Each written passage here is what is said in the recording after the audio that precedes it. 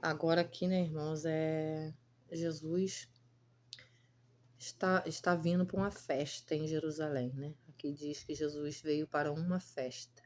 Essa festa em Jerusalém era uma festa, segundo o estudo bíblico, era a festa que festejava a festa das tendas, a festa das sementes e a Páscoa. Eram três festas, eram três coisas que eram festejadas nesse dia que o Senhor Jesus foi para essa festa. Estavam festejando três tempos, né? Que era a festa das tendas, a festa das sementes e a festa da Páscoa. E Jesus estava ali com os discípulos em Jerusalém, chegando em Jerusalém.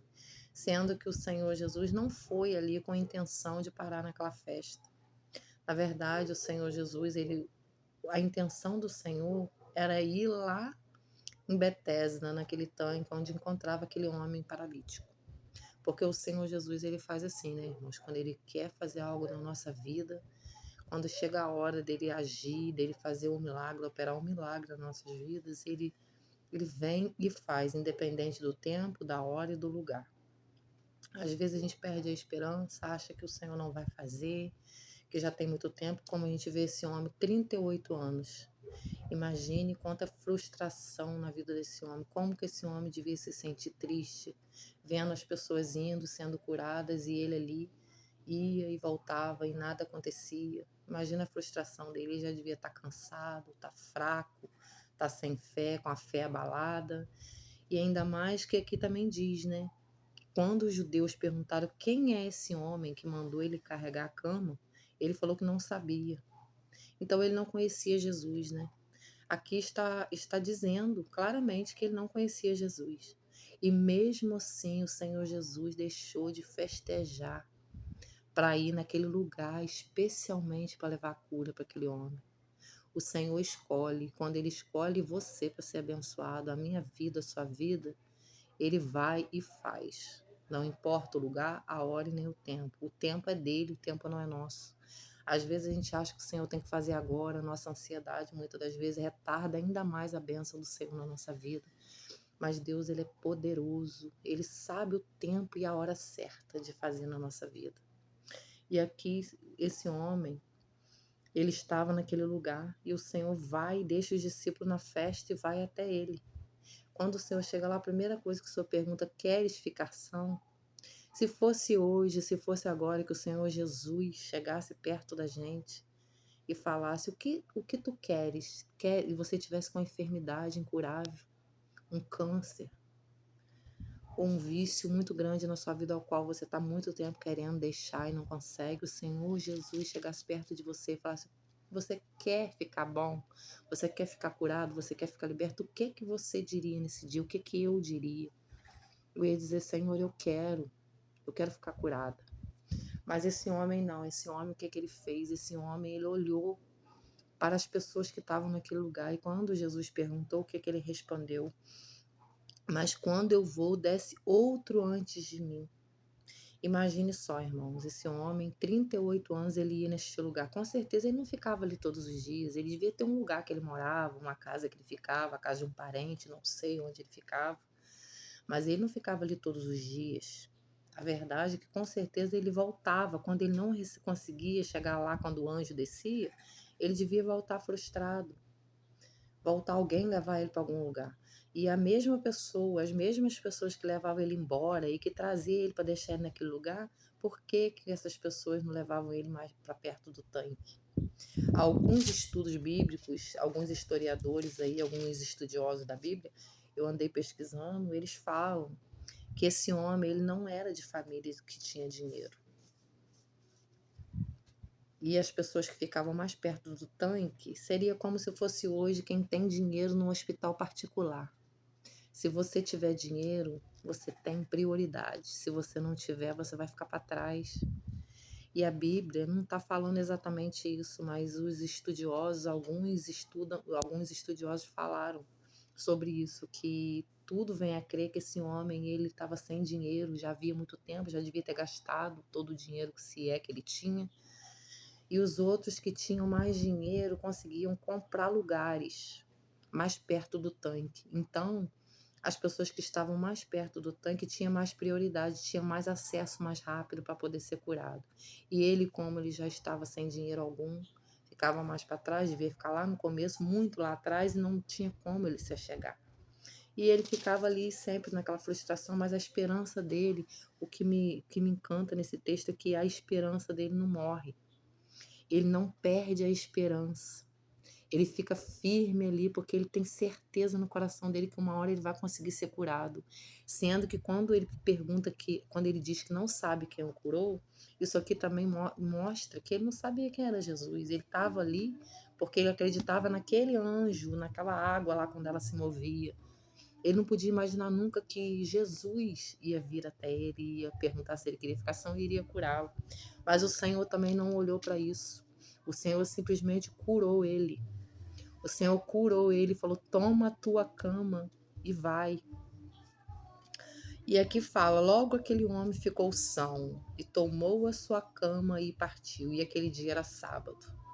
E o que aconteceu? O homem ficou 38 anos ali, ninguém ajudava ele a chegar ao tanque. Mas quando ele ficou curado, logo apareceram os fariseus. Logo apareceram aqueles que querem frustrar o sonho. Aquele que gosta de, quando você recebe algo de Deus, dizer: ah, mas não é possível. Você tem certeza que foi Jesus que curou? Não foi o remédio que você tomou, não? Ah, mas será que não vai voltar, não? Ah, mas parou de beber? Ah, mas parou de usar droga? Mas será que não vai voltar, não? Ah, bem capaz de depois ter uma recaída. É bem assim no dia de hoje, né, irmãos? Aqui os fariseus falaram isso para ele, que não era lícito ele carregar a cama dele, querendo frustrar, querendo entristecer o coração desse homem. Ele estava feliz porque o Senhor tinha dado a cura a ele, o Senhor curou ele, ele saiu feliz carregando aquela cama sem questionar. E, no entanto, esses fariseus que estavam ali, tudo ali, que sempre, com certeza, eles estavam sempre ali para poder ver quando alguém era curado, para poder frustrar os projetos do Senhor na vida das pessoas. Hoje não é diferente, irmãos. Hoje não é diferente. As pessoas ficam do seu lado, olhando a sua vida, vendo o que você está passando, para poder te questionar. Quem foi que te ajudou quando você recebe uma bênção do Senhor? Às vezes você vive a vida toda sofrendo e ninguém te ajuda. Mas se você receber uma bênção, não falta fariseus para poder te julgar, para poder querer questionar que você não vai conseguir, para querer questionar que aquilo ali não foi Deus que fez, que aquilo foi o médico, foi o remédio, e que qualquer momento aquilo pode voltar e você voltar a sofrer novamente. Hoje não é diferente, meus irmãos. As pessoas hoje, infelizmente, são todos os fariseus. Os fariseus daquela época, hoje eles estão aqui do nosso lado a todo tempo, rodeando a nossa vida, para poder ver o que o Senhor está fazendo. Quando você começa a buscar Deus, se levanta muitos fariseus para ver se você não vai ter uma recaída, para ver se você vai falar alguma coisa. Aí começa a te julgar, aí começa a poder falar alguma coisa para poder te machucar, para poder te entristecer, para poder te frustrar, para poder fazer com que você peque, com que você fale algo para poder te julgar, para dizer: cadê Deus na sua vida? Você não está servindo a Deus? Deus fez o que na sua vida? Não é lícito. Ou por que você ficou curada? Não é possível. Ah, não foi Deus que te curou, não? Será? Será que não foi um médico tal, não? Será que não foi aquele remédio, não? Ih, cuidado que pode voltar. Essa doença pode voltar, esse nódulo pode voltar. Esse vício, hoje você parou, mas tem que ter cuidado, porque daqui a pouco volta a recaída, vem uma recaída, dá vontade, a pessoa acaba fazendo de novo. Assim é hoje, meus irmãos. Os fariseus dessa época que quis frustrar a cura desse homem, Jesus curou ele. E outra, Jesus foi lá especialmente para curar esse homem, porque a Bíblia diz aqui, que Jesus, então os judeus disseram aquele que tinha sido curado. Logo aquele homem ficou curado. Cadê? Deixa eu ver aqui, irmãos. E perguntou-lhe: quem é o homem que te disse, toma tua cama e anda? E o que fora curado não sabia. Esse homem não conhecia Jesus, ele nem sabia quem foi que curou ele. Naquele lugar, e Jesus, em razão naquele lugar ter grande multidão, o Senhor foi embora. Por isso aqui também já é mais uma confirmação de que o Senhor não foi lá para curar as outras pessoas, o Senhor foi lá para curar apenas ele, simplesmente para curar esse homem. Então o Senhor Jesus, ele não curou essas outras pessoas por quê? Porque não era o momento. Porque ele não quis, não era a hora dele fazer um milagre na vida daquelas outras pessoas que estavam ali. Porque não tinha só ele lá, doente. Tinha vários. Aqui a Bíblia diz que tinha coxos, aleijados, pessoas doentes de várias enfermidades. Mas o Senhor curou apenas esse paralítico. E Jesus foi lá especialmente para isso.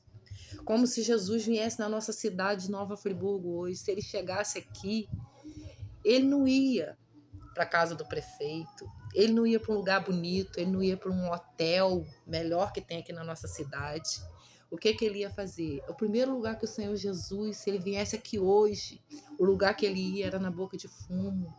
O lugar que ele ia era no hospital, no Raul Sertã, lá ver aquelas pessoas que estão sofrendo, que estão com câncer, que estão em estado terminal.